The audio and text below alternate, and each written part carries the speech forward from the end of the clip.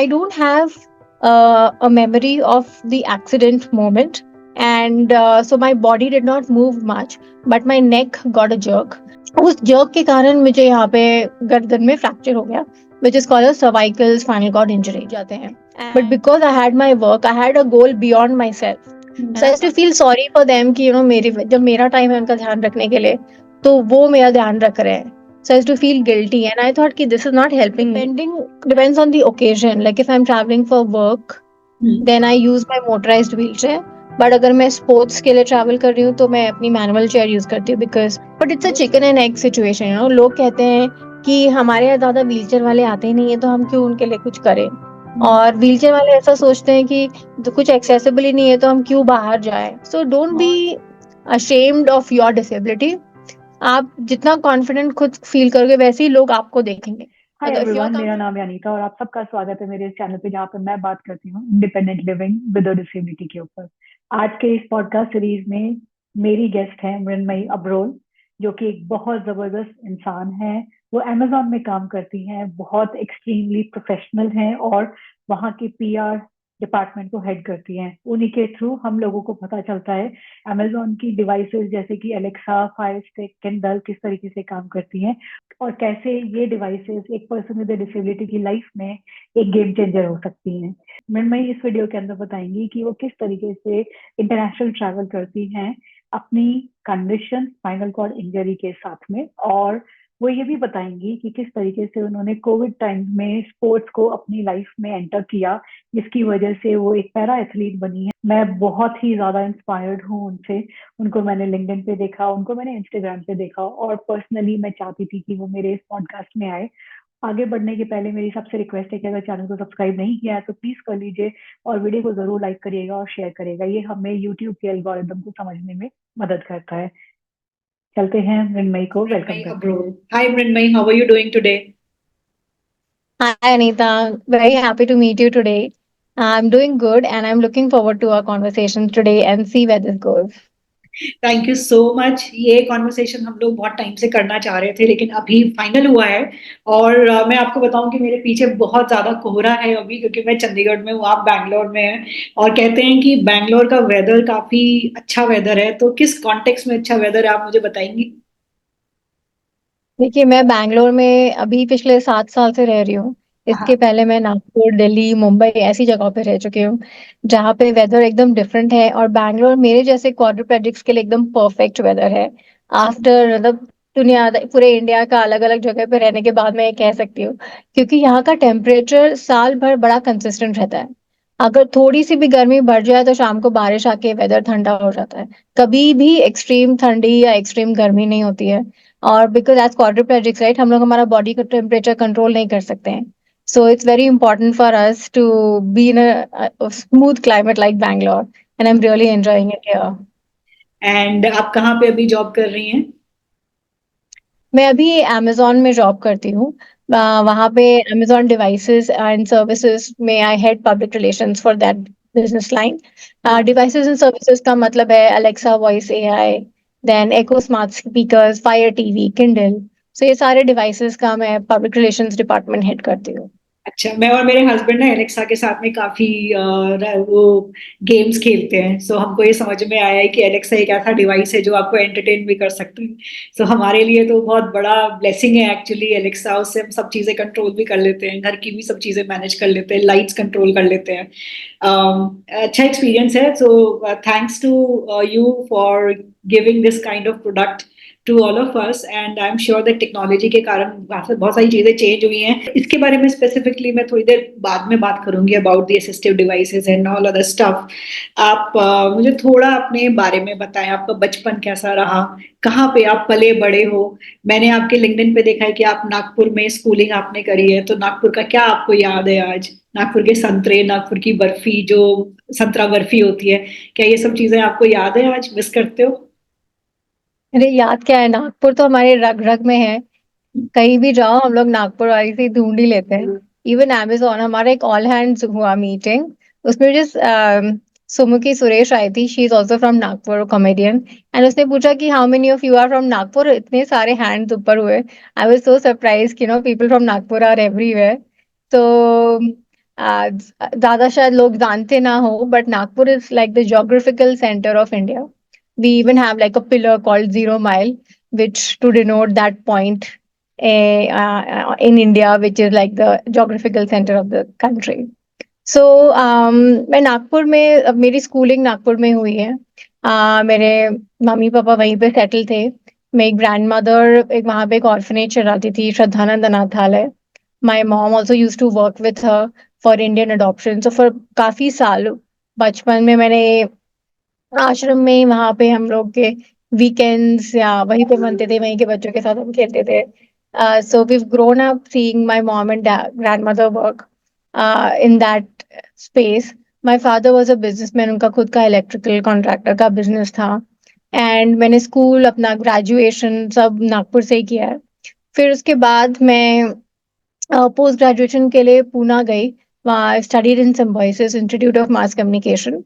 And वहाँ से उसके बाद मेरी प्रोफेशनल जर्नी स्टार्ट हुई। मैं सबसे पहले मैंने बॉम्बे में इंटर्नशिप की, फिर मैंने मुंबई में जॉब किया। सो काफ़ी साल मैं मुंबई में थी, अराउंड 8-9 साल, जहाँ पे मैंने अपना प्रोफेशनल करियर चालू किया। So as a growing up हम लोग का बचपन बड़ा ही इंडिपेंडेंट था। हमारे पेरेंट्स ने हमेशा हमको खुद के डिसीजंस लेने के लिए फ्रीडम दी थी। लाइक जहाँ ज्यादातर बच्चे अपने मॉम डैड पे डिपेंडेंट थे कि अब अच्छा अब हम क्या करेंगे, 10th के बाद क्या करेंगे, 12th के बाद क्या करेंगे, या हमारे इंटरेस्ट क्या होने चाहिए, या क्लासेस। काफी पेरेंट्स का काफी रोल होता है ये चूज करने के लिए। बट हमें हमेशा हमारे पेरेंट्स ने फ्रीडम दी कि ना तुम्हें जो करना है करो, and then you just they just supported our decisions. So even at that point I think choosing a career like public relations was very unique. आज भी अगर मेरे मॉम डैड को पूछो कि क्या करती है, तो I think it's very difficult for them to define the type of job I have. Well, it's a very unique choice. Like even I found out about public relations because I thought कि अच्छा मैं advertising या marketing industry में कुछ करूँगी, but then I discovered public relations, and that's how I got here. But throughout my life, I've been a very adventurous person. When I was in school, I was part of a Indo-US whitewater expedition. We used to go on treks, whitewater rafting, in our summer and winter breaks. And then even after living in Mumbai, I think every weekend I was out.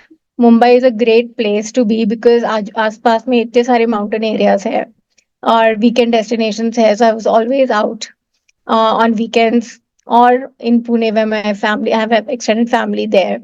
So I've been always a very adventurous person, and I love dancing. I've been part of Shamak Davar's troupe as Wow, well, while dancing in Mumbai. I think that's the beauty of Mumbai. You get to experience a lot of every. Yeah, I was a trained Bharatanatyam and Kathak dancer. That's wow. something we like. I've always loved that. And I used to participate in car rallies. So in Mumbai, we used to have the Lavasa car rally every year to celebrate Women's Day. So I used to participate there, sometimes with my sister and sometimes with my friends.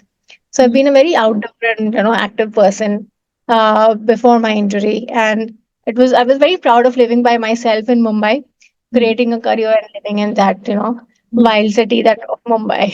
अभी भी याद आता है मुंबई। नागपुर के बाद में मेरे को लगता है सेकंड सिटी इज मुंबई। या मुंबई की hustle bustle is like next level. वहां पे कोई आराम से बैठने का टाइम ही नहीं होता है। But after coming to Bangalore you realise okay you can breathe, अच्छी अच्छी हवा भी ब्रीथ कर सकते हैं, कम पोल्यूशन है यहाँ पे, हाँ, and there is life. So over the years your priorities change. हाँ, Right in your beginning of the career, you can run around, hustle, but then as you mature, your priorities are not to go slow, do other things beyond work.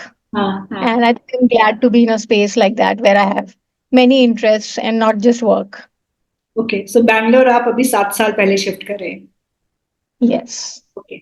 आपने बताया कि आपको क्वाड्राप्लीजिया है, और किस करके आपको क्वाड्राप्लीजिया हुआ, थोड़ा अगर आपको मैं बोलूं रिविजिट करने के लिए, तो is it okay for you to revisit that incident, and would you like to share with us today? Absolutely. So, I don't have a memory of the accident moment because it's like a completely blank. I don't have any memory. It just blanked out from my mind. But I have made my like I have understood it based on the picture that I've seen and what my parents have told me. So हम लोग मेरा injury हुआ जून 2011 में. So beginning of the year I've been like traveling quite a bit for work.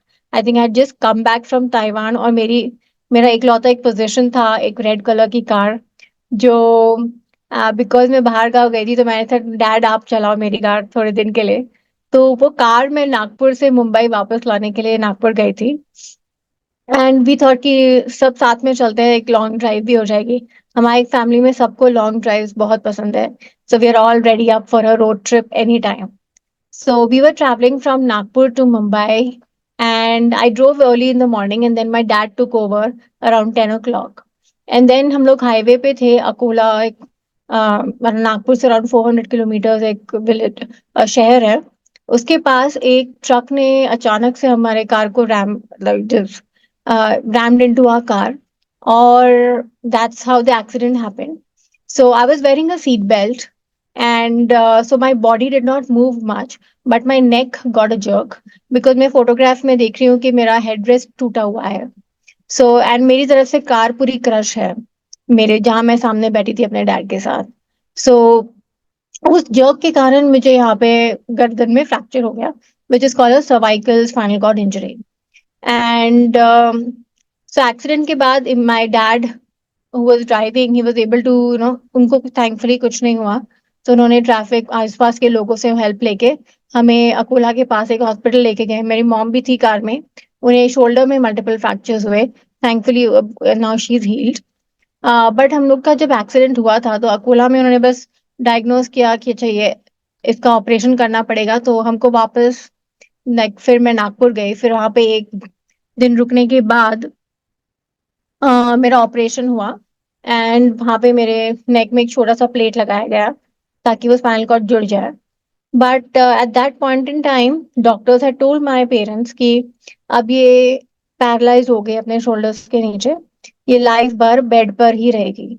In a city like Nagpur there is no concept of rehabilitation. वहां पे किसी को पता नहीं था कि ऐसी इंजरी के बाद भी लाइफ हो सकती है. सो मैं ऑलमोस्ट 3 महीने नागपुर में 3 अलग अलग हॉस्पिटल्स में थी बिकॉज जहाँ पे मेरा ऑपरेशन हुआ वहां पे कुछ महीनों बाद कुछ दिनों बाद डॉक्टर ने बोला कि नो अभी तो कुछ और ट्रीटमेंट तो है नहीं तुम्हारा. तो you need to vacate the bed so that हम दूसरे पेशेंट को कर सके. But I was not ready to go home क्योंकि मैं सोच रही थी कि मम्मी का भी एक्सीडेंट हुआ है और मैं तो खुद से कुछ कर ही नहीं सकती हूँ. मैं सिर्फ अपनी आंखें मूव कर सकती थी. और गर्दन में ऑपरेशन हुआ था तो गर्दन इतना पेन करता था मैं लेफ्ट राइट भी नहीं हिला सकती थी. So I was like I fell like a vegetable जमीन में जैसे एक गोभी का फूल पड़ा है बस आसमान दिख रहा है और कुछ नहीं. Not moving at all. And that's how I was.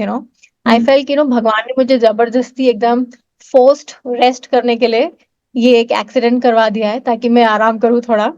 I am like okay. और जो भी डॉक्टर आते थे मुझसे तो वो यही बोलते थे कि थोड़ा एक्सरसाइज करते रहो ठीक हो जाएगा ठीक हो जाएगा.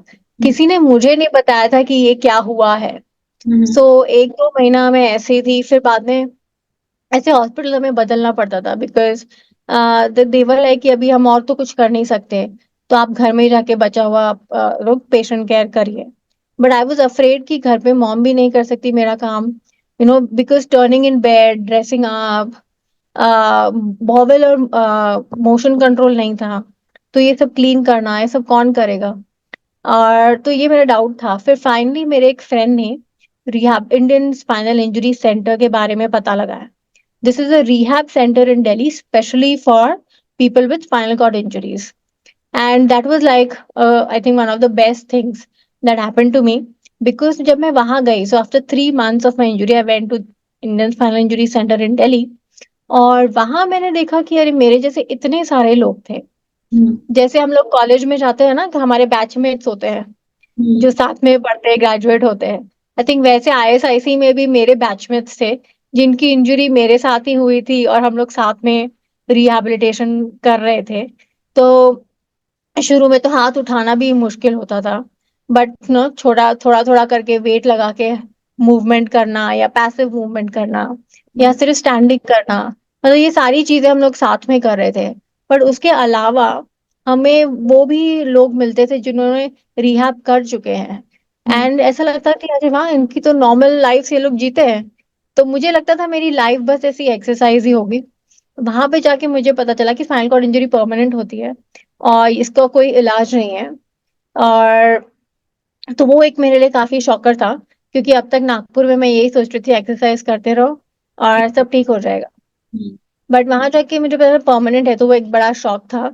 बट फिर मेरा एटीट्यूड यही है कि ठीक है, अब क्या, तो अब क्या कर सकते हैं। एंड थैंकफुली वहां पे पियर मेंटर्स थे, वहां पे काउंसलर्स थे, उनके उनके वजह से मुझे पता चला कि okay, there is a world of possibilities, कि लोग कॉलेज जाते हैं या काम करते हैं या स्पोर्ट्स भी खेलते हैं। हम्म, अगर मैं वहां नहीं जाती तो शायद मैं भी अपने घर में ही बेड में लेट के बस टीवी देखती रहती और कुछ नहीं करती। But I'm really glad that I went to ISIC and got my rehabilitation. हम्म। कितना टाइम लगा आपको हील होने में इमोशनली? ओ, इमोशनली हील होने के आज अभी मैं कह सकती हूँ कि ऑलमोस्ट 12 साल हो गए, 12-13 साल हो गए मेरी इंजरी को। बट इमोशनली हील होने को it's a continuous process. But I think around 2-3 years तक तो मुझे टाइम लगा mentally fully accept, like feeling more comfortable in my skin. क्योंकि actually you're used to seeing, I was 30 years old when I had my accident, right? So I have seen life and lived life as an able-bodied person. So there was a way I used to see myself in the mirror. There was a way other people used to see me at my workplace, independent and more confident. And now, um, अभी मैं I was dependent on someone else even for eating food. So in the initial, I think मैं rehab centre में around 9 months थी। तो मैंने office वहाँ rehab centre में join करने के एक हफ्ते बाद ही मैंने स्टार्ट कर दिया था। बिकॉज आई रियली गॉट, मुझे थोड़ा कॉन्फिडेंस मिला कि वहाँ पे असिस्टिव टेक्नोलॉजी का एक टीम था। उन्होंने मुझे एक स्प्लिंट बना दिया ताकि मैं लैपटॉप यूज कर सकूँ। और मेरे पास एक टच स्क्रीन फोन था उस टाइम, तो उससे मैं अपने मेल्स या कम्युनिकेट कर सकती थी। और मुझे डिक्टेशन सॉफ्टवेयर के बारे में पता चला वहाँ पे। तो उससे मुझे टाइपिंग की जगह मैं बस माइक आइकन ऑन करके डिक्टेट कर सकती थी। तो उससे मेरा काम थोड़ा आसान हो गया, मतलब मैं यूज कर पा रही थी टेक्नोलॉजी। तो ऐसे मैंने धीरे धीरे करके अपना काम करना चालू किया। So I think work was a very important factor for me to get back to life and feel more confident about myself. अगर मैं सिर्फ एक्सरसाइज या सिर्फ खुद के इम्प्रूवमेंट, फिजिकल इम्प्रूवमेंट में फोकस करती तो उतना उतना बहुत टाइम लगता। But because thankfully I had a job, I was working in a company who was sensitive enough. It was a Norwegian company called Opera Software, and I think because it's a European company, the manager, everybody was very sensitive कि ठीक है, disability हो गई है but you'll need time, but it's not like end of the world. They probably are more accepting कि ठीक है, disabled होके भी you can provide assistance and this person can still perform. There was never a day when they said कि no, you will not be able to work for us. But मैंने ऐसे देखा है लोगों को कि उनके jobs छूट जाते हैं। But because I had my work, I had a goal beyond myself, है ना, कंपनी के क्या ऑब्जेक्टिव्स है या उनके कस्टमर्स को क्या कम्युनिकेट करना। I used to think of that as well, right. मेरा अंदर, मतलब मेरा बॉडी बदल गया था but my mind was still the same. I was still the same person inside. So I was able to do a good job at my work, and that helped me to build my confidence in myself that hey, yes, I can be, of use to a big company. So what if I can't help my mother make chai or clean house? But I can like make a difference to a multinational company and help their customers know more about them. So that was like a great confidence builder. And slowly, I built my own confidence. I have worked with multiple psychological counselors and psychologists in the last 10, 12 years of my injury. So in the beginning rehab center में थे, तो I was like really not too open. मुझे ऐसा लगता था कि क्या मैं स्ट्रेंजर को अपने बारे में बताऊं या अपने mind matters. I was not too conversant with that counsellor in the rehab centre. But then after a year when I went back to Nagpur, I thought, I used to feel sorry कि मेरे mom को मेरा करना पड़ता है या मेरे dad को मेरे शूज बदलने पड़ते हैं। So I too feel sorry for them कि मेरी जब मेरा टाइम है उनका ध्यान रखने के लिए, तो वो मेरा ध्यान रख रहे हैं. So I too feel guilty and I thought कि this is not helping me. And that's when I thought I need to work with a counselor. So that time I consulted a counselor, and she helped me come out of my mindset that you can be disappointed at a situation ki aisa ho raha hai, but it's their choice also that they chose to do your work. They could have easily outsourced it to some caretaker, but they also choosing to help with you on this. So she helped me come out of that, and that helped me get improved. And I always go back to her, whenever I'm down or I think I need to be worked on. I think a professional counselor, because sometimes you can't speak everything with your friends and family, your sisters. This it helps to have like a neutral person who will not judge you. So I have benefited from it, and that has also helped me to move on and help improve my mindset. Okay, so you are feeling better now, emotionally, and accepted the fact that he situations are bit थोड़ी difficult हैं, but you are confident enough to manage those situations for yourself. Yeah. Absolutely. The thing is, when you can't do anything about it, you have to learn to accept it. I Yeah. think acceptance is the first step in moving forward. Now, I can't do anything, it's irreversible. I understand the science behind spinal cord injury. It's not like a bone fracture where your bone will regenerate and it'll become okay. The nerves are damaged. So even if they regenerate and connect with each other, ऐसा नहीं है कि जो sir में से जो toe वाली nerve थी और toe वाले nerve कोई connect हो. So it's irreversible. So it's the science helped me understand that. And when you can't change anything, you just accept it, and then you figure out new ways of doing things. And I think that's what rehab is. Jugaad way, like now what you do with the limited body functions that you have. Uh, uh, do you have siblings? Yes, I have a younger sister. She's Uh, 2 years younger. okay, and what's her take on your injury? She was with me for many months in the initial rehab process. She was like my biggest support system, and she's always around. Uh, so I think it's great to have a sister. I think nobody can debate that fact at all. And she's younger to me, so she's very caring, and she's always been very supportive of anything I do. And every for most of my major moments, right? Whether it was the first time I went to the rehab center from Nagpur to Delhi, or the first time I traveled for work to another city, or my tournament days, or so she's always been there on those major occasions. She's married and she has a kid as well, and she was married at the time of my accident as well, but she's been able to be there for me on all the important occasions. So where is she now? In Bangalore or some other place? So in the last few years she's living in the UK. Okay. So she is a cosmetic R&D product manager. So she's working with a cosmetic company in the UK. Okay. And you are with your parents in Bangalore?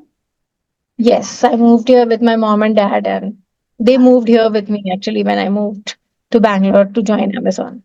And you moved there for work or for good weather? I wish it was for the weather, but no, it has to be some financial benefit has to be there when you're moving cities. Otherwise, so I moved here primarily for when I joined Amazon. Hmm. So, like 6 years, 6.5 years back, when I was searching for jobs, I saw an opening in Amazon and I applied, and I moved to Bangalore specifically for that. Okay. Okay. So I also saw on your LinkedIn profile that you recently entered into sports, right? So tell me about your sports stint because this is something which is new and you are always adventurous. But were you into sports as well before your injury? Oh, not at all. मैं कभी ऐसे बचपन में सोच नहीं सकती थी कि मैं स्पोर्ट्स पर्सन होंगी. हाँ. I was the last person to be a part of a sports team. Apart from school में जो भी होता था थोड़ा बहुत स्पोर्ट, उसके अलावा मैंने कभी सोचा नहीं था कि कोई स्पोर्ट्स में सीरियसली परस्यू करूंगी. Before my injury मैंने लॉन टेनिस ट्राई किया था, but I was like not that great at it. But that was something I had gotten interested much later in life. But then injury के बाद भी काफी साल तक my life was primarily work, work and exercise और and travel in between. But जब ये pandemic आया तो ये एक मौका था सुनहरा, आई थिंक, बिकॉज उस टाइम पे हमारे पास थोड़ा एक्स्ट्रा टाइम भी था, और मैंने सोचा ठीक है, I need to get back to my fitness journey. I need to see what I can do for my weight management, get more strength. And I was seeing there was a resurgence of मेरे आसपास, because we have, हम लोग Facebook Instagram है अभी हमारे पास, तो हमें इसमें पता चलता है कि बाकी लोग क्या कर रहे हैं। हाँ, तो वैसे ही दिल्ली में मैं एक बार एकता से मिली थी, एकता बयान। She is a para athlete, she is also quadriplegic like me. मैं हाँ, उन्हें एक बार मिली थी दिल्ली में, रिहैब सेंटर में। और जिस मैंने एक दिन उनका अपडेट देखा कि she is one a medal, gold medal at international tournament, I was like wondering ये क्या होता है, ये क्या स्पोर्ट है। फिर मैंने और उससे रिसर्च किया कि क्या होता है। फिर मैंने ऑनलाइन किया, तो मैंने सर्च किया, तो वहाँ para athletic association, I am like मुझे पता भी नहीं था कि पैरा एथलेटिक्स ऐसा भी एक फील्ड है स्पोर्ट्स का। And then they had office in Bangalore, तो मैं जब गई उनके ऑफिस में, तब मुझे पता चला कि एक स्पोर्ट होता है क्लब थ्रो, जो हमारे डिसेबिलिटी के लेवल का होता है। So with people with C5 level of spinal cord injury can play, and it's basically a throwing game, जैसे जैवलिन थ्रो होता है या शॉट पुट होता है। वैसे हम लोग एक लकड़ी का क्लब जो अराउंड 450 ग्राम्स का होता है, उसे हमें दूर, जितना दूर फेंक सकते हैं ऐसा फेंकना होता है। इट्स अ सीटेड गेम, हम व्हील चेयर पे या थ्रोइंग फ्रेम में बैठ के खेलते हैं। So I am like okay, why not. So उस टाइम बैंगलोर में कोई कोच नहीं था, बट एक प्लेयर था, उन्होंने मुझे उसे इंट्रोड्यूस कराया। वो मेंस कैटेगरी में खेलता है, उसने भी काफी इंटरनेशनल टूर्नामेंट्स में पार्ट लिया है। तो वो मेरा गुरु बन गया, मैं उसके साथ उसके ग्राउंड में जाती थी और उसने मुझे सिखाया। मेरा पहला क्लब भी उसी ने मुझे दिखाया, उसने कहाँ दिखाया मुझे कैसे फेंकते हैं, क्या एक्सरसाइजेस करना चाहिए, उसका क्या फूड हैबिट्स है, because to strengthen the body. So जो भी मैंने इनिशियली सीखा सब मैंने उसी से सीखा। अनंत राव नाम है उसका। And that's how I started my sports journey. So मेरा सबसे पहला टूर्नामेंट था मैसूर में, it was a state level, and it was so bad. मेरे हाथ में से वो क्लब स्लिप कर देता था हर बार, and I couldn't throw beyond like 2 2 metres. मैं आई थिंक मुझे 6 महीने लगे 4 मीटर जाने के लिए। आई एम लाइक ये लोग खेलते कैसे हैं, इतना दूर फेंकते कैसे हैं। बट आई रियलाइज्ड थ्रोइंग की प्रैक्टिस तो एक चीज है, almost 70% of the thing is strengthening your upper arms and upper like shoulders and arms. क्योंकि because of C5, I am paralyzed below this shoulder line. Below this, I can't control anything. But above this, I have my shoulder movement, because of which I can move my hands. So I started like focusing more on exercise, going to the gym, working with like a special trainer to do targeted exercise so that they, अभी यहाँ तो किसी को पता नहीं होता है, लोग डरते भी है क्वाड्रिप्लेजिक, इसको कुछ हो गया तो जिम में, तो वो भी डरते हैं। अ, या स्विमिंग इंस्ट्रक्टर भी डरते हैं कि कि पानी में कुछ हो गया तो व्हाई शुड आई ट्रेन। तो ये सारे कॉम्प्लेक्स सब बैटल करके मैं पहुंची gym. I found a trainer who like okay, हम करते हैं कुछ, आइडिया लगाते हैं, या इवन स्विमिंग के लिए भी that's also an exercise for मी।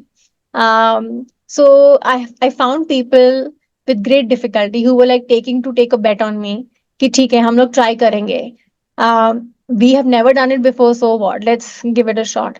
से उनके सपोर्ट से मैं थोड़ा स्ट्रेंथन स्टार्ट किया, and that's how my journey started. And then I participated in national tournament, and in 2023 I participated in 2 international tournaments.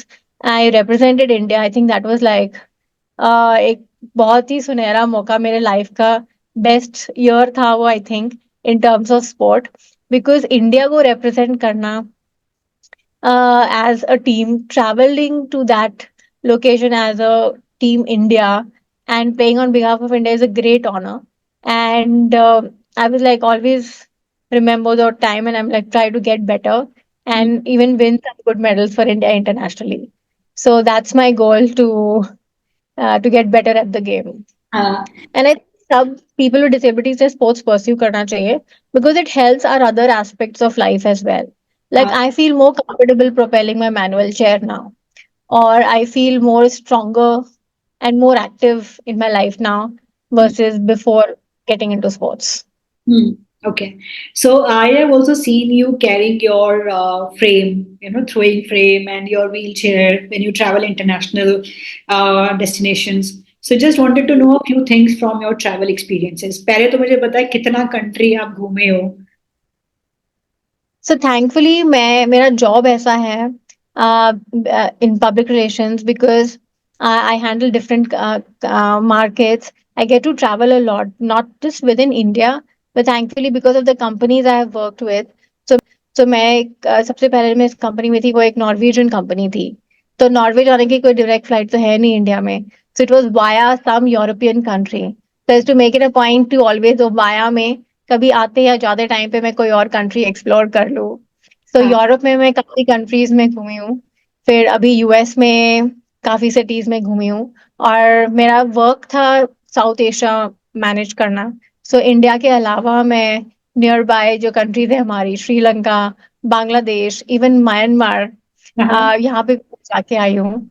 So it's been great.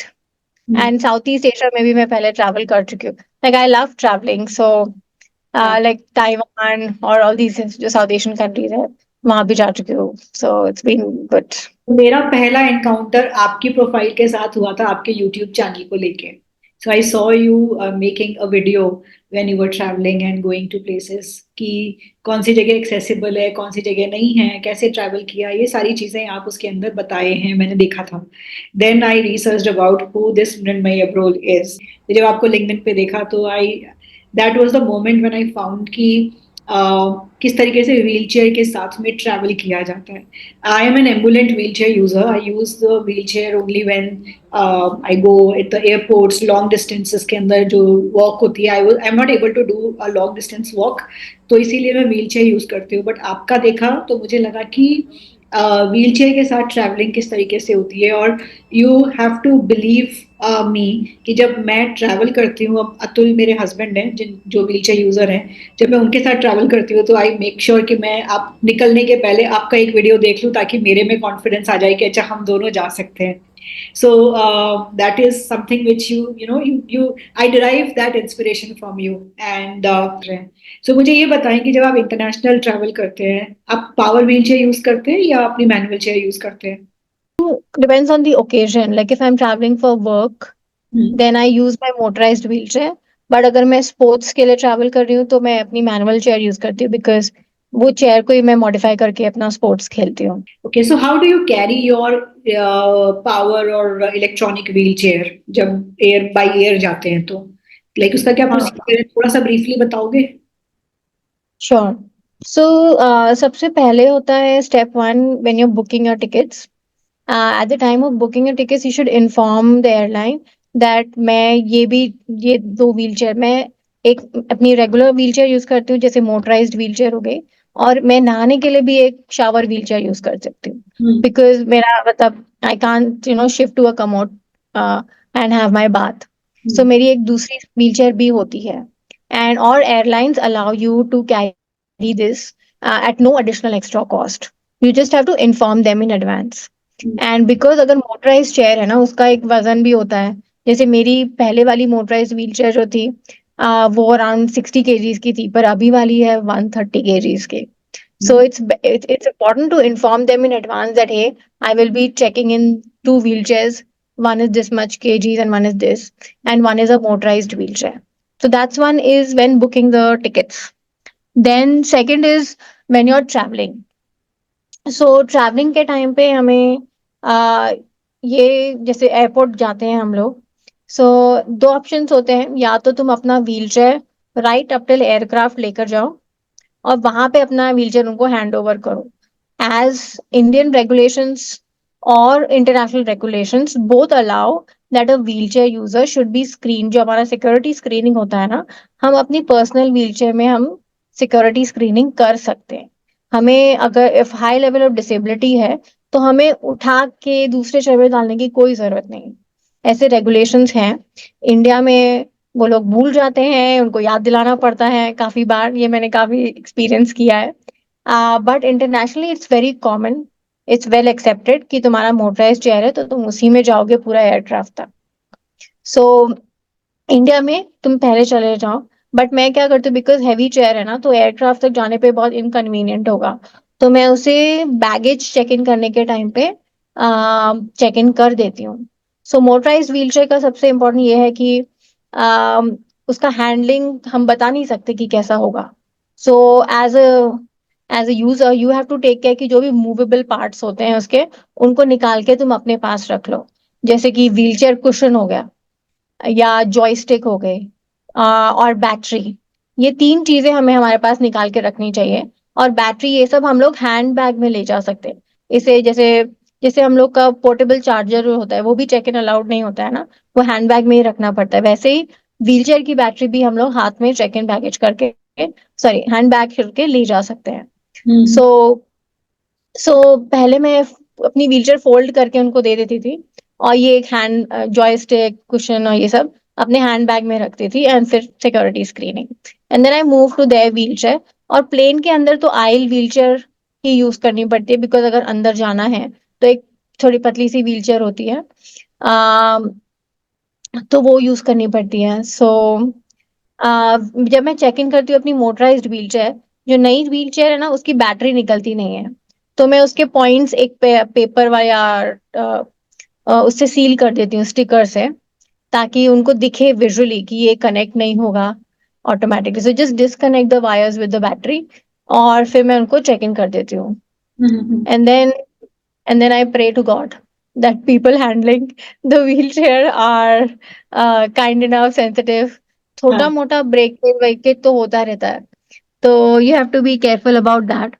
And over the years, thankfully touchwood कोई major चीज नहीं हुई है, but थोड़ा मोटा scratches वगैरह तो होता रहता है इधर उधर fitting. But important is you tell them, you educate them. तो इस बार मैंने क्या किया, मैंने अपनी व्हीलचेयर के पीछे एक नोटिस, एक अपना नाम के साथ कॉन्टेक्ट नंबर के साथ थोड़े इंस्ट्रक्शंस भी दे दिए थे कि इसमें ये टाइप की बैटरी है which is allowed, like lithium ion and dry cell batteries are allowed, okay, liquid batteries are not allowed. So you have to declare. उसके साथ मैं हमेशा अपने व्हीलचेयर के बैटरी के पेपर्स भी कैरी करती हूँ, ताकि ये पेपर्स में एयरलाइन स्टाफ या सिक्योरिटी स्टाफ को दिखा सकूं that hey this is a dry battery, this is not a liquid battery और a lithium battery in whatever case. So papers carry करना जरूरी है व्हीलचेयर के बारे में। And then you check in, and then of course I like I use aircraft wheelchair जितना कम हो सके। इंटरनेशनली तो बहुत कम यूज करना पड़ता है, बट इंडिया में ज्यादा यूज करना पड़ता है एरोप्लेन वाले व्हीलचेयर। हाँ, so and then how do you carry your a throw frame? It's a big frame. Hmm. I was like wondering like how did you manage carrying that one?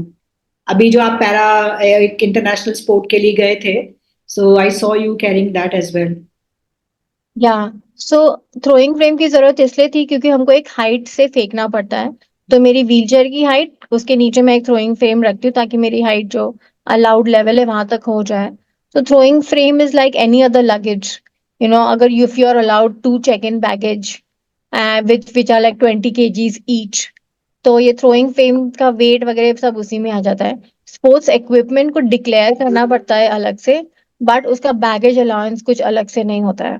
Mhm. So you have to manage that. तो मेरा throwing frame जितना light होगा उतना मुझे balance करने में easy होगा, you know. So my I try to have like मैं हमेशा अपने केयर टेकर के साथ ट्रैवल करती हूँ, तो इसलिए हम दोनों का बैगेज अलाउंस मिला के हम लोग कर पाते हैं उसी को उसी में adjust. But there have been instances where sometimes I had to pay extra for the extra Luggage. luggage for the throwing frame. Yeah. Okay, thank you for this information, क्योंकि ये पब्लिक में अवेलेबल इंफॉर्मेशन नहीं है, but coming from an experience person means a lot I guess, क्योंकि लोग काफी information ढूंढते हैं लेकिन मिलती नहीं है। सो ये बहुत इंपॉर्टेंट इंफॉर्मेशन आपने दी। तो तो एयर ट्रैवल के लिए एक और टिप मैं देना चाहूंगी for everybody is watching. If you're air traveller, अगर आप एरोप्लेन से ट्रैवल कर रहे हो इंडिया में, तो सबसे पहले आप CISF के हेल्प डेस्क पे जा सकते हो। ये है एयरपोर्ट सिक्योरिटी की रिस्पॉन्सिबिलिटी इनके पास होती है।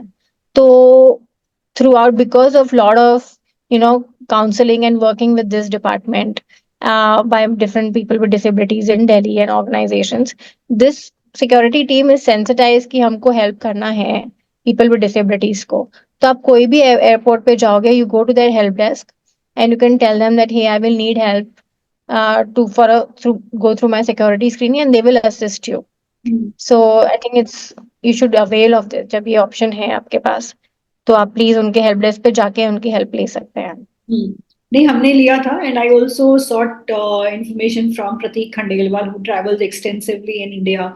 सो he very generously guided in each and every step, and आपके वीडियोस ने मुझे हेल्प किया. तो ये 4-5 चीजें हैं जब मैंने रिसर्च किया था, because I was travelling with Atul with our own wheel chair that time. So first experience is always something which is an adventurous experience, but then because of this information which I was having, I think I was able to manage it as seamless as possible. And बहुत अच्छा लगा था उस समय travel करके. सो मेरे travel के experiences भी काफी हैं, और मैं मानती हूँ कि ट्रैवल काफी करना चाहिए. आपका क्या टेक है ट्रैवलिंग को लेके? यू नो, ट्रैवलिंग मुझे पहले बहुत पसंद था, और पर पहले डिसेबिलिटी की वजह से सोचना नहीं पड़ता था. सोचा कि अच्छा भाई इस जगह जाना है, उठा लिया बैकपैक, आधे घंटे में घर के बाहर. बट अब ट्रैवलिंग करना तो बहुत सारा प्लानिंग लगता है. हाँ. Because as a disabled person, अगर मैंने डिसाइड किया अच्छा ये वीकेंड मुझे मैसूर घूमने जाना है, तो it's not as easy as 4 कपड़े बैग में पैक कर दिए और चले. अभी travelling involves first figuring out तुम कहाँ रहोगे, because you need a accessible room in the hotel. Accessible, मेरा डेफिनेशन है एक्सेसिबल होटल रूम का कि बिना स्टेप्स के एंट्रेंस हो होटल का. और सबसे इम्पोर्टेंट, बाथरूम में मेरी व्हीलचेयर जानी चाहिए. ज्यादातर इंडियन बाथरूम बहुत नैरो होते हैं, तो उसमें ना व्हीलचेयर नहीं जाती. तो इसलिए स्पेशली मुझे हर एक होटल को कॉल करके पूछना पड़ता है कि आपके बाथरूम के दरवाजे का विड्थ क्या है. फिर जैसे मेरे व्हीलचेयर को 25 इंचेस है मेरा व्हीलचेयर, शावर व्हीलचेयर है उसका, उसके एटलीस्ट 1 इंच ज्यादा तो होना चाहिए, तभी मैं उस होटल रूम में रह पाऊंगी, वरना मेरा नहाने का प्रॉब्लम हो जाएगा. हम्म, So I think 70% of a time of my hotel planning or travel planning goes in finding accessible hotels. हम्म, और but it's a chicken and egg situation. लोग कहते हैं कि हमारे यहाँ ज्यादा व्हीलचेयर वाले आते ही नहीं है, तो हम क्यों उनके लिए कुछ करें. हम्म, और व्हीलचेयर वाले ऐसा सोचते हैं कि तो कुछ एक्सेसिबल ही नहीं है, तो हम क्यों बाहर जाए. हम्म, और इसी कारण जब मैंने भी, जब मेरे को तो पहले ट्रैवल काम के लिए करना पड़ता था काफी. मतलब even after I got my disability, I was still working right, and I had to travel. ऐसा मैं नहीं कह सकती थी कि कि अरे मैं व्हीलचेयर पे हूँ, तो ये भोपाल वाला इवेंट मैं नहीं करूंगी, किसी और को करना पड़ेगा. It's my job, so I had to figure out a way to travel. So I know कि मुझे 2 केयरटेकर्स की हेल्प होती है शिफ्टिंग में. सुबह bed to wheel chair and bed to wheel chair. So यहाँ तो कहीं हॉइस्ट तो होते नहीं है जो हम एक इंसान के थ्रू शिफ्ट हो जाए. सो मैं 2 लोगों के साथ ट्रैवल करती हूँ. एंड देन आई फिगर्ड कि ऑनलाइन बहुत कम इंफॉर्मेशन होता है. Booking.com या मेक माई ट्रिप में भी फिल्टर होते हैं कि wheel chair accessible facilities, but ज्यादातर वो गलत भी हो सकते हैं. क्योंकि अनलेस आप कॉल करके पता चलो, कोई गारंटी नहीं होती, तो कॉल करके पता करना ही पड़ता है. तो हम्म, इसीलिए मैंने ना राइटिंग भी चालू किया, क्योंकि मुझे ऑनलाइन काफी कम इन्फॉर्मेशन मिली कि क्या एक्सेसिबल है क्या नहीं है. तो इसलिए मैंने अपना ब्लॉग स्टार्ट किया ताकि मैं शेयर कर सकूं लोगों से कि even if places are inaccessible you can still go there. और इंडिया में ये एक बात अच्छी लगती है मुझे कि अगर कोई चीज एक्सेसिबल ना भी हो, तो वहाँ काफी लोग आ जाते हैं आपकी मदद करने के लिए. अगर व्हीलचेयर उठानी हो या कुछ करनी हो. ऐसे हाँ, टेम्पल्स, मेरी मॉम बहुत टेम्पल्स, उनके लिए वीकेंड आउटिंग बोले तो कोई अच्छा सा टेम्पल देख के आओ, बैंगलोर के बाहर या नागपुर के बाहर, ऐसा था. तो ऐसी ये जगह तो कभी एक्सेसिबल होती नहीं है. But then you find people who help you lift your wheel chair. So I think हाँ, एटीट्यूड पीपल का हेल्पफुल होता है. So that's why I should you should go out, like I do that many times. I go to personal, अगर मैं personal holiday गई India में कहीं भी, I always carry my manual wheel chair. Because I know motorise wheel chair के लिए मेरे पास wheel chair गाड़ी नहीं होगी. मैनुअल को क्या फोल्ड करके फिर मैं कार, रेगुलर कार में भी शिफ्ट हो सकती हूँ, और एडजस्ट हो सकता है. 1-2 स्टेप्स भी हुए तो मैनुअल में से उठा के हम रख सकते हैं. बट मतलब ऐसा मैंने कोची में वो बहुत बैक वाटर्स की बोट बहुत फेमस है, you go on back water ride, तो वो भी एक्सेसिबल, तो इजीली एक्सेसिबल तो होती नहीं है. तो वहां पे भी व्हीलचेयर उठा के रखनी पड़ी. बट आई वॉज हैप्पी कि लोगों की कमी नहीं होती है. हाँ, they are always there to help, but you have to be prepared कि रेगुलर व्हीलचेयर लो तो उनका काम थोड़ा आसान हो जाए लिफ्टिंग के लिए. But you should not stop, like we should not stop from getting out. अभी हम लोग मॉल भी जाते हैं तो कितने कम जो लोग दिखते हैं व्हीलचेयर वाले, है ना. तो लोगों के लिए व्हीलचेयर वालों को देखना नॉर्मल नहीं होता है. तो अगर हम बाहर निकले और लोगों को दिखे कि अरे ये लोग भी घूम रहे हैं, ताजमहल जा रहे हैं, इधर जा रहे हैं, so then people will also think कि हाँ एक्सेसिबल होना चाहिए. And when we share our experience, I think other people also feel that अच्छा मैं भी बाहर जा सकता हूँ या मैं भी बाहर जा सकती हूँ. So I think sharing is also important today, because सबका क्वेश्चन होता है ना, जैसे आपको था कि हम कैसे करेंगे या बॉवेल और ब्लैडर कैसे मैनेज करेंगे लॉन्ग फ्लाइट में. तो ये सारी स्मॉल स्मॉल थिंग्स मैं शेयर करती हूँ अपने ब्लॉग में या सोशल मीडिया पे, ताकि लोगों को पता चले कि अगर मोशन कंट्रोल नहीं होता है फिर भी उसके तरीके होते हैं. You can how you can prep what food you eat and how you can control your motion so that you can have a safe long journey when you're there. So it's important to share and like keep going out, push yourself out there. Don't like hide at your homes. No, I've seen my husband doing all these things. शादी के पहले वो गए हैं America 2 बार. तो वो किस तरीके से अपने ब्लैडर को और बाउल मूवमेंट्स को मैनेज कर रहे हैं ये सब मेरे को बताया करते थे. अभी recently we got his colostomy surgery done. So उसके बाद काफी सारी चीजें ऑटोमेटिकली मैनेज हो जाती हैं. अभी we are not suppose to worry too much about a lot of other stuff which he was managing before the colostomy surgery. So, yeah, so this is one point I wanted to share in this particular conversation, which you are mentioning about bowel and bladder movement. Okay, moving to the next part, Mrinmayi. एक ना बहुत aspect होता है जो हम बचपन से समझते आ रहे हैं कर्मा थ्योरी के ऊपर, which is the question is not given in the list of questions, but मैं आपसे जानना चाहूंगी क्योंकि आपका एक रिच एक्सपीरियंस है. जब लोग आपको ये आके बोलते हैं कि ये तो कर्मों का फल है, आप कितना मानते हैं इस बात को? मैं ज्यादा नहीं मानती. मैं एक्चुअली इतनी रिलीजियस भी नहीं हूँ. सो मैं नहीं मानती कि ये कर्मों के कारण है, बिकॉज मैंने देखा है छोटे छोटे बच्चों को भी ये इंजरी हो जाती है. अब वो छोटे बच्चे ने ऐसा क्या किया होगा जिसकी वजह से उसको भगवान ने वो इंजरी दी या यूनिवर्स से ऐसा हो गया. एक्सीडेंट का नाम ही it's called an accident because it happens by accident, right.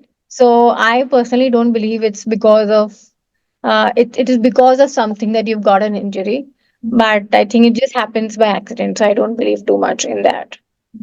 Yeah, this But is. I do believe कि जो भी होता है ultimately कुछ अच्छा हो जाता है. Because अभी जब जब इंजुरी हुई, राइट, तब मैंने ऐसा नहीं सोचा. तब मैं ऐसे माइंडसेट में नहीं थी कि भाई ये कुछ अच्छे के लिए ही हुआ होगा. But now when I look back कि पिछले 7 साल में आई एम थिंकिंग कि I could have never been a international sports athlete if I was a able-bodied person. Like I would have never pushed myself to be a sports person, right? और या तो मैं अभी right now at Amazon I have started a PWD affinity group. I advocate for the rights of people with disabilities in the workplace.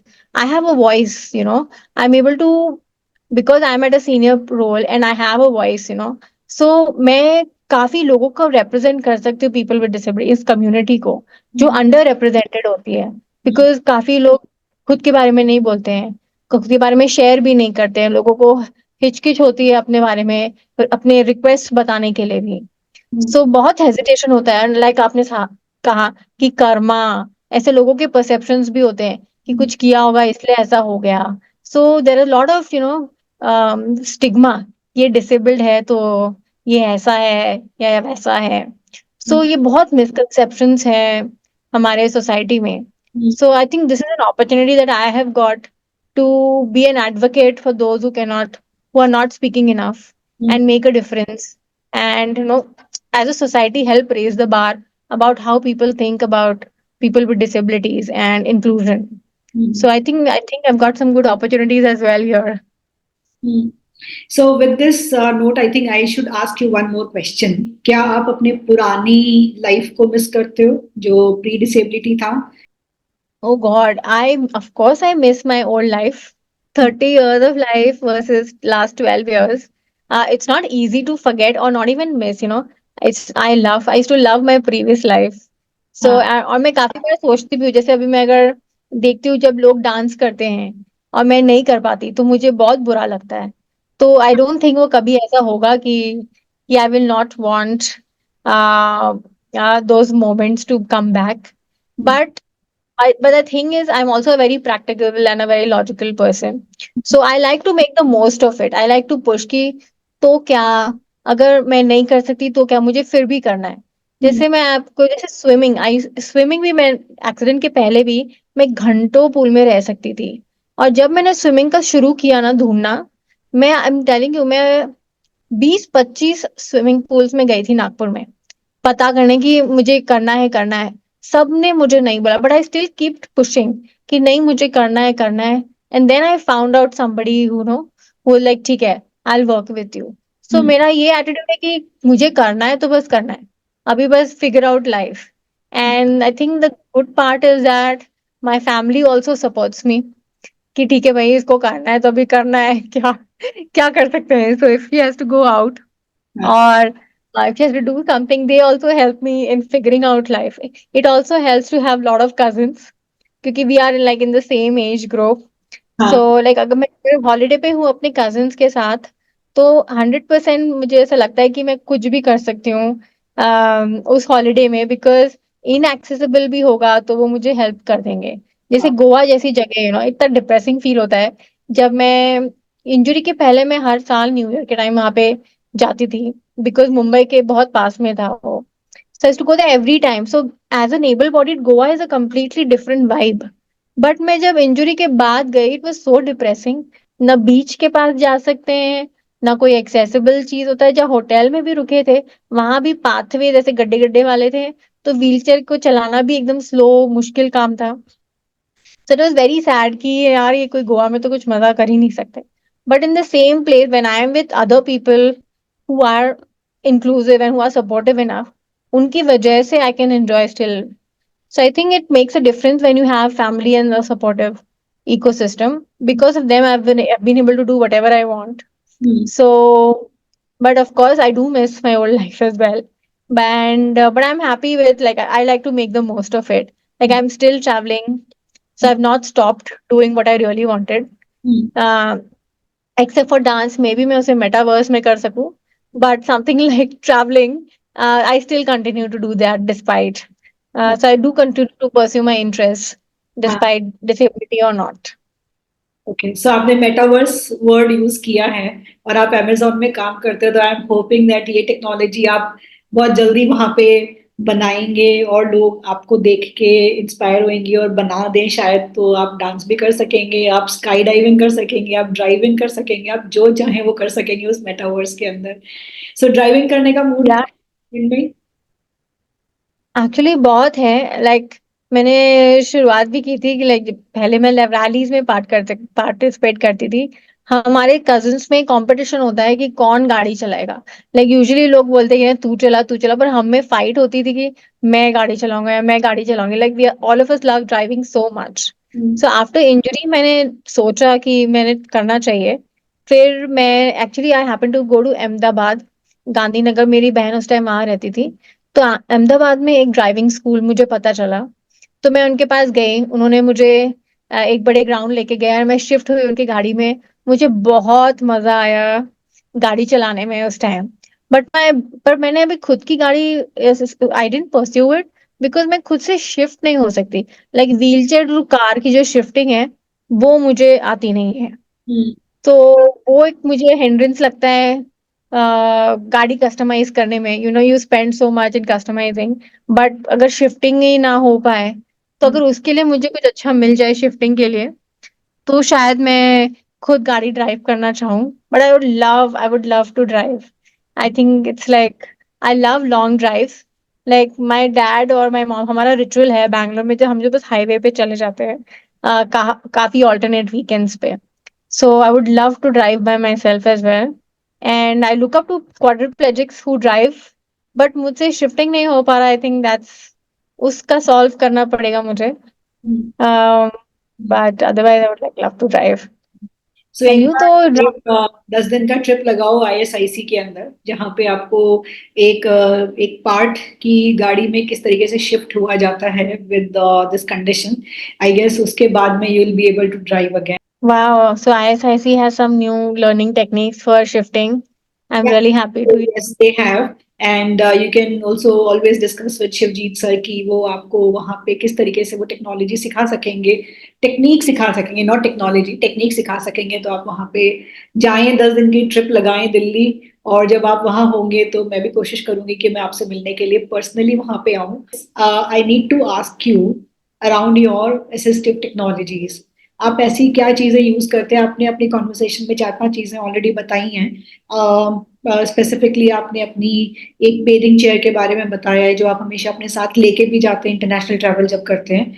और उसके अलावा आप क्योंकि अमेजोन में काम करते हैं तो अमेजोन अपने आप कुछ ढेर सारी असिस्टिव टेक्नोलॉजीज बनाता है. सो कौन सी टेक्नोलॉजीज आप यूज करते हैं, मुझे बताएंगे उसके बारे में? Sure. I think we are great to live in a time where there is so much of technology around us.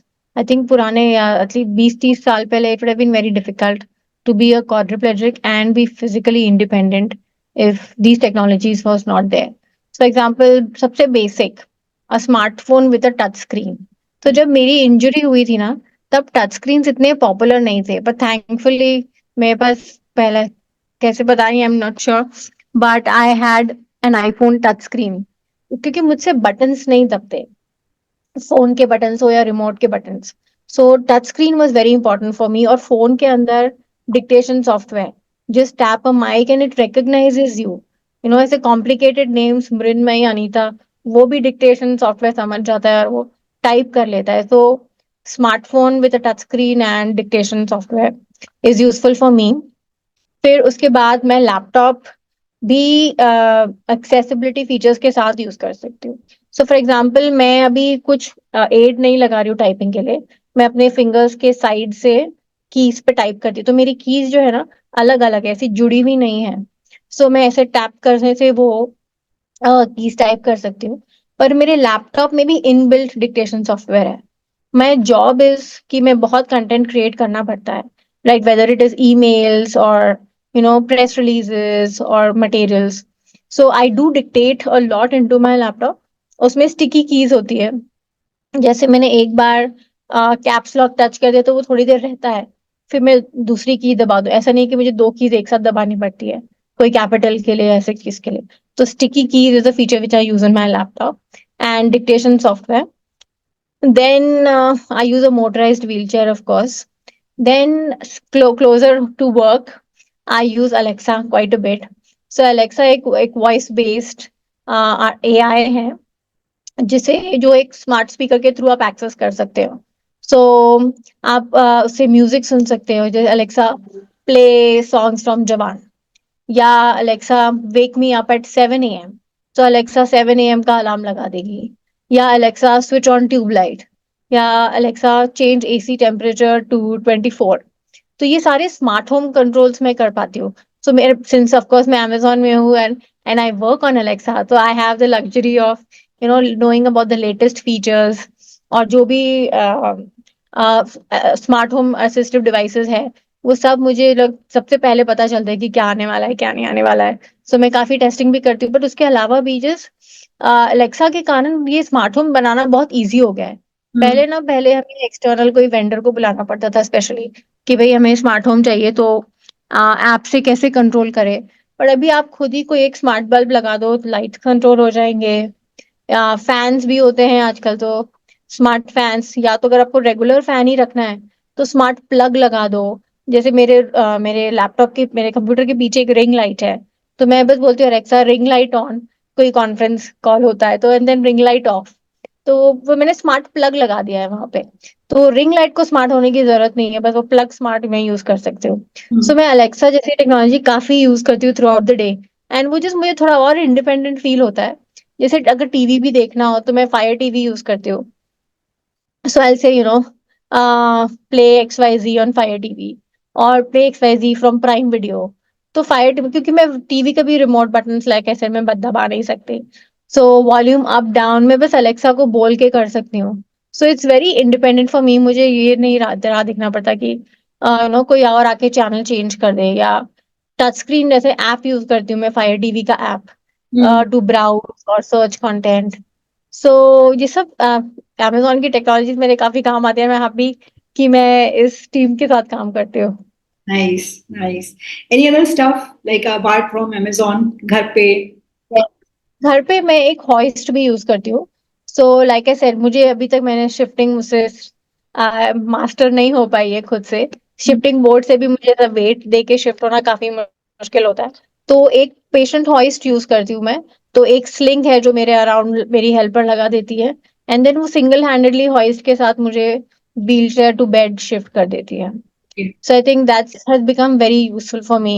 Mhm. तो एक जन से सब काम हो जाता है. We don't need another person to help me shift. Okay, okay. Any message which you want to share with the people with disabilities in terms of maybe behavior, attitude, inspirational, emotional, whatever comes to your mind, कुछ बताना चाहोगे? Yes, I think मेरा message सारे people with disabilities जैसे मैं हूँ यही होगा कि आपके डिसेबिलिटी का कारण जो भी हो, और या जो भी आपकी डिसेबिलिटी है, पहले से है या बाद में है, at the end of the day आप जो अंदर से हो, आपकी जो फीलिंग्स है, आपकी जो इच्छाएं है, आपके पैशंस है, इंटरेस्ट है, आपको उसमें कभी कॉम्प्रोमाइज नहीं करना चाहिए. अगर आपकी इच्छा है कि आपने ये करना चाहिए, वो करना चाहिए, आप प्लीज परस्यू करो. और and you know life is about finding jugards and finding solution of how to get things done. So आप बस कॉन्फिडेंस रखो कि अगर आपकी इच्छा है कुछ करने की, you find out how to do it and speak with other people. Best part is as a person with disability is to have a peer network, कि तुम अपने जैसे लोगों के साथ बात कर सको. So make friends. Like मेरे पास spinal cord injury है, and I am connected with other spinal cord injury people on a WhatsApp group. ठीक है, हम वहां पे सिर्फ बॉबल कंट्रोल के ऊपर एक हफ्ता हम चैट कर सकते हैं कि ये टिप्स वो टिप्स, इसके इससे बॉबल स्मूथ होता है या ऐसा होता है. जब मैं बहुत देर बैठती हूँ तो मेरा बम दुखता है. आई थिंक ये सिर्फ मेरे पीपल एचसीआई ग्रुप ही समझेगा, स्पाइनल कॉर्ड इंजरी वाले लोग ही समझेंगे, और दूसरे रेगुलर फ्रेंड शायद इतना ना समझ पाए. तो it's very important to have other people, क्योंकि हम टिप्स एंड ट्रिक्स शेयर करते हैं. So please find such groups and connect with them. And third is, don't feel ashamed of asking for help and showing up as you are. अभी मैं जब भी बाहर जाती हूँ, मेरे व्हीलचेयर के पीछे एक यूरिन बैग लगा होता है. I am not ashamed of it's part of who I am, right? So I have to be comfortable. अगर मैं अपने कलीग्स के साथ एक रेस्टोरेंट जाती हूँ, so I need one of them to cut my food in smaller pieces so that I can just lift it with my spoon and eat. सो ऐसी छोटी छोटी चीजें के लिए मुझे हेल्प मांगनी पड़ती है. So don't be ashamed of it. जैसे अगर तुम हिचकिचाओगे तो लोग सामने वाला भी हिचकिचाएगा. But if you are confident, जो है सो है, राइट? लोग जिसको अच्छे से नहीं दिखता वो लोग चश्मा पहनते हैं, जिसको खाना नहीं बनाना आता है वो कुक रखता है घर पे. वैसे अगर हमें कट करना नहीं है तो हम कलीग से हेल्प ले रहे हैं, right? So don't be ashamed of your disability. आप जितना कॉन्फिडेंट खुद फील करोगे वैसे ही लोग आपको देखेंगे. अगर if you are comfortable, others will also be comfortable in helping you out. उनके लिए भी एक हैबिट हो जाएगी. So just be comfortable and learn to be comfortable. It takes time, but you can learn to be comfortable in your skin as a person with disability. Wonderful. और मेरे podcast के लिए एक लाइन बोल दो. Of course. So जो भी हमें आज सुन रहे हैं, please subscribe to Anita's podcast.